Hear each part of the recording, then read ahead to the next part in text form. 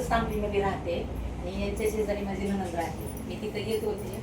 परत त्यांच्यात पहिल्यांदा मी साबण यूज करायला चालू केला. नंतर ओळख झाल्याच्या नंतर परत शेती करतो ना आम्ही. मग शेताला पहिले छोटे छोटे आंब्याचे झाड लावलेले होते.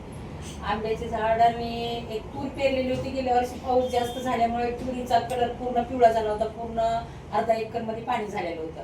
मग एक दिवशी शेताकडे जाऊन बघितलं. दुसऱ्या दिवशी मॅडमकडून औषधं घेऊन गेलो आणि नंतर औषधं फवारल्याच्या नंतर आम्ही 8 दिवसाने शेतीकडे गेलो. 8 दिवसानं त्याच्यात परत व्हिडिओ केला मी ते तुरीचा. इतकी सुंदर हिरवीगार आणि असे एवढे फुटवे आलेले होते. त्याच्यानंतर मी परत फुलं लागायला चालू झाले की परत फुलं लागल्याच्या नंतर एक वेळेस फवारणी घेतली.